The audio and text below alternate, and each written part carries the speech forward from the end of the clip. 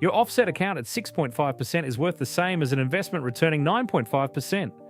Most people don't realize that because they forget about tax. Today, I'm showing you the exact numbers for 2026 so you can decide where your spare cash actually belongs. Quick disclaimer, this is general information only, not personal financial advice. Let's start with how an offset account actually works. It's a transaction account linked to your variable rate home loan. You use it like a normal bank account. Salary goes in, bills come out, but every day your lender subtracts your offset balance from your loan balance before calculating interest. Owe $500,000, have $50,000 in offset. You only pay interest on $450,000. The key point, you're not earning interest. You're saving it. And because you're saving rather than earning, there's no tax on it. That distinction changes everything. Right now, after the RBA's March 2026 hike to 4.10%, Big Four discounted variable rates sit around 6 to 7%. If you've got an offset-eligible variable loan with CBA, Westpac, NAB, or ANZ, you're probably paying somewhere around 6.5% after your negotiated discount. Competitive lenders like Athena and Ubank are down around 5.1 to 5.5%, but most of those don't include offset accounts. So for this comparison, we'll use 6.5%. Here's where it gets interesting. If you invest $50,000 in shares, every dollar of return gets taxed at your marginal rate. That's the tax rate on your highest dollar of income. For the most common bracket, incomes between $45,000 and $135,000, that's 30% income tax plus 2% Medicare levy, 32% total. But your offset saving, completely tax-free. No income generated, no tax event, nothing to declare. So to compare fairly, you need to ask, what pre-tax investment return would I need to match my offset? The formula is simple. Take your mortgage rate and divide by 1 minus your tax rate. At 6.5% in that 32% bracket, your offset is equivalent to earning 9.56% pre-tax from investments. Let me say that again. Your boring offset account is matching a 9.56% investment return. If you're in a higher bracket, it's even better, 10.66% at the 39% rate or 12.26% at the top bracket. If that number surprised you, drop a comment. Are you Team Offset or Team Invest? And hit subscribe if you want one Australian finance breakdown like this every week. So what do investments actually return? ETFs like A200, which tracks the ASX 200, have averaged around 9.2% per year since 2018. Global shares through VGS have returned around 12.7%, though that's been boosted by a particularly strong period for US shares that may not repeat. These are examples, not recommendations. Other ETFs tracking similar indices are also available. Over a longer 20-year period, the ASX has averaged closer to 8.1%. And these are headline numbers, pre-tax, pre-fees, not guaranteed over any particular decade. Past performance is not a reliable indicator of future returns. Now let's strip away the headline and look at what you actually keep. Take A200 returning 9.2%. Some of that comes from dividends, some from capital growth. In the 32% bracket, your dividends get taxed, though Australian companies have already paid tax on those profits, so you get a credit that reduces your bill.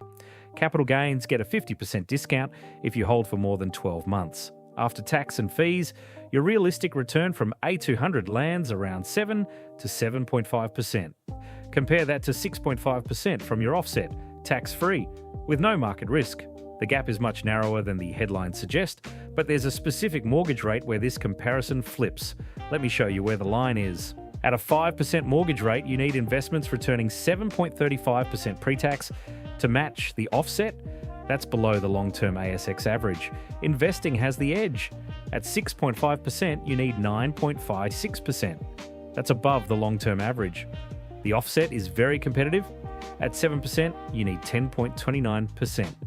That's only achievable in exceptionally strong markets. The higher your mortgage rate, the harder it is for investing to beat the offset. And right now, rates are high. But the spreadsheet only tells half the story. Let me run both options side by side over 10 years and show you which one actually puts more money in your pocket. You've got $50,000 spare. Your mortgage is $500,000 at 6.5%. This is an illustrative example, not a projection. Your actual results will depend on market conditions and rate movements. Path 1, offset. You park the $50,000 in your offset. You save $3,250 in interest every year. Over 10 years, that's roughly $32,500 saved. Tax-free. Predictable at today's rates. You slept well every night. Path 2. Invest. You put the $50,000 into shares. After tax, let's say you average 7.25%. After 10 years, your investment has grown to around $100,700. That's a gain of about $50,700. But you were still paying the full mortgage interest the whole time. That extra $3,250 a year in interest cost you $32,500 over the decade. Net benefit of investing, roughly $18,200. But that assumed no bad years and that your mortgage rate stayed at 6.5% for the full 10 years. If the market dropped 20% in year one, your recovery timeline stretches and the offset path would have been the clear winner. On the other hand, if rates drop to 5%, the math shifts back in favour of investing. The offset has no market risk. Every dollar you deposit saves you interest that day. No volatility, no drawdowns. But it's not without trade-offs. If rates drop, your effective return drops with them. And keeping all your spare cash in your home means you're heavily concentrated in a single asset, property. Shares have dropped 40% in a single year during the GFC. Over long periods, 10, 15, 20 years, shares have historically beaten mortgage rates. But there's no guarantee your specific decade will be a good one. So here's what the numbers show. At mortgage rates above 6%, with a timeline under 10 years, the offset has historically been very hard to beat on a risk-adjusted basis. At rates below 5.5% or over 15 plus years, investing starts to pull ahead. But this depends on your full financial picture.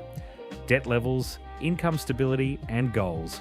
Check your current variable rate on your lender's app tonight. If it's above 6%, your offset is doing more heavy lifting than you think. And if you want to do both, there's a strategy called debt recycling. I've done a full video on it linked in the description. Remember, this is general information, not advice for your specific situation. Always talk to a qualified advisor. If this helped, subscribe for one new Australian finance video every week. I'll see you in the next one.